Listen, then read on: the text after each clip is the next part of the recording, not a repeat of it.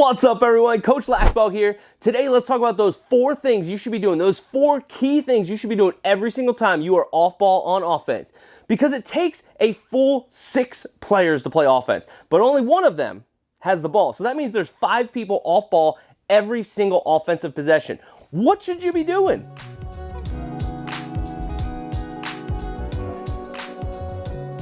So our 4 things today, CCAP. First one is create. That's right, I want you to create. Now, what do I mean by that? You're off the ball. You don't have an opportunity to hold the ball in your stick at that very moment. Your job is to make sure your team scores a goal, and you could do so much without the ball in your stick.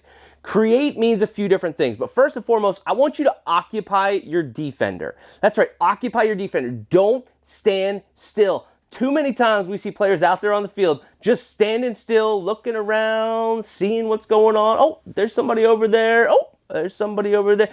Don't stand still. Too many times one defender can cover 2 offensive players because they are just standing still. I want you to occupy your defender. Quick cuts in, jab cut this way, pull back this way. Quick little V cuts in and out. That makes sure that your defender is paying attention to you and not the ball carrier. You can do so much for your offense just by occupying your defender.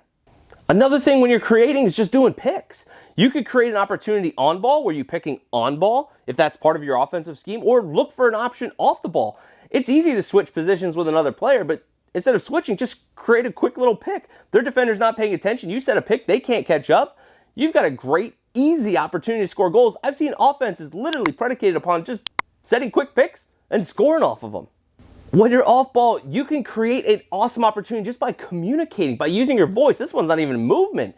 By seeing opportunities, seeing individuals that have great opportunities to cut through, talking to the player on ball, communicating to them where the looks are. When you're off ball, you can see so much more. A lot of us get that tunnel vision when we're dodging. We don't see as much as we probably should. But when you're off ball, you don't have that pressure of the ball in your stick. You can see opportunities. You can communicate to your team to create great scoring opportunities. So use your mouth, communicate. We talked about the first C in create opportunities. The second one is cutting. You need to be able to cut to the ball, and you got to do it at just the right time. So here's a couple quick tips on cutting. First, take a look at the defender's back of their head. When you see the back of their head, when you see the warning label on the back of the helmet, that's a great time to go because they're not looking at you. They're not going to see you, and you're going to get that half a step you need. And a lot of times, that half a step is all you need to score a goal. Maybe you're trying to set up the cut. And again, we talked about occupying your defender, so you're going to set them up maybe one way and boom, go the opposite direction. Set them up one way, cut hard the other way. As soon as you get their hips to turn one direction, boom, cut off them the other way. It's hard for them to catch up. And again, you get that half step. We're looking for that glory.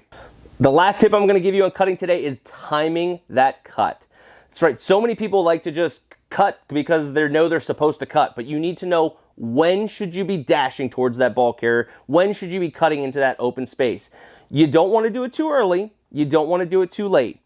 The best way to time your cut is to make sure you are the most open when the offensive player with the ball is most ready to throw it. Think of it that way. You need to be most open when the ball carrier is most ready to throw the ball. So if they're in the middle of a dodge, they're starting their dodge, they're not going to see you. You cut too early, they are not going to see you at all. If you cut too late, their opportunity when their hands are free may be over and now somebody's on them. The slide has already happened. Somebody is on their hands. You went too late. You want to make sure you are cutting so you think you're going to be most open at the time they are most ready to throw the pass to you. Oftentimes that means cutting just before they are ready to throw it so that you are most open when they're most ready. Just a quick caveat on all that. If the Dodger has a chance to get to the goal, do not cut in front of them. Do not get in their way. You need to see if they've got an opening to go to goal. You do not want to cut in front of them and clog up that space in front of the goal. They ain't going to be happy with you, and coach probably ain't going to be happy either. Create, cut. Now we're on to pass. You need to make sure that your person with the ball, your teammate that has the ball, first and foremost has an outlet. If they don't have an outlet, they may get double teamed. They are in danger. What I mean by an outlet is you need to get to a safe spot away from the defense. Somebody does, maybe not you. You need to identify. Somebody should be in a safe spot so that person is able to make a pass in case they get in trouble. We do not want to lose possession because everybody's trying to go to the goal and nobody's ready to help out our man with the ball. If you're off ball and you're not supposed to be cutting through, you should again be occupying your defender, but secondly, making sure you are in a passing lane. There should be a lane directly from your player to you. Don't stand behind a defender. You are not in a passing lane. You should always be moving your feet on offense. You should never be flat-footed. If you are not to cut, make sure you're at least in a lane so that way if something does happen, they're able to pass it to you without a defender in front of you. Make sure you're in a lane. And lastly, if you're going to catch the ball, you need to make sure you are in a threat position. You are catching that ball with your body already coiled up, about ready to release it.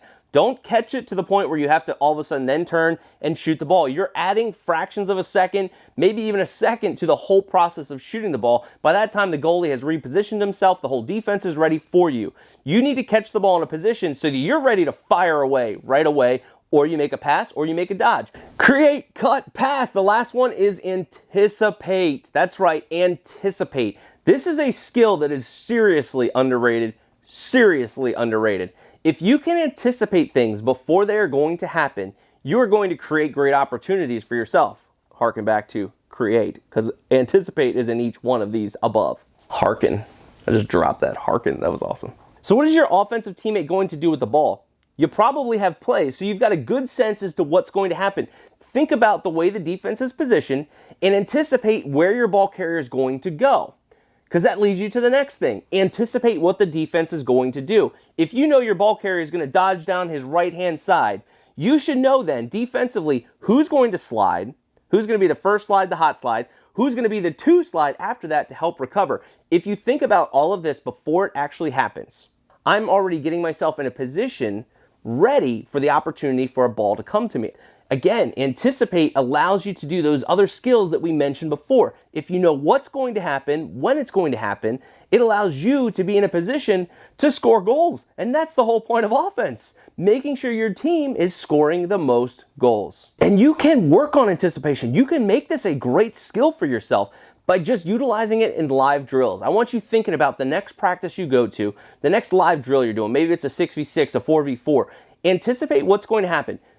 Consciously put yourself in that moment and think, what's going to happen at the very next moment? Who's he going to pass to? Where's he going to dodge? And defensively, where are they going to slide? Who's going to be two to help out? Think about that before it happens and watch yourself drifting into wonderful opportunities to score goals. We love opportunities to score goals. If you anticipate, you're going to have more of those opportunities.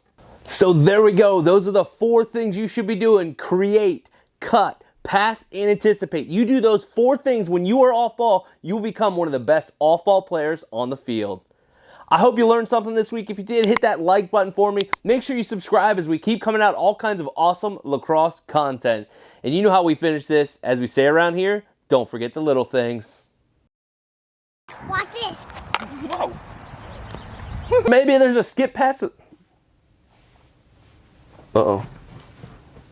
I hit my helmet and oh gosh.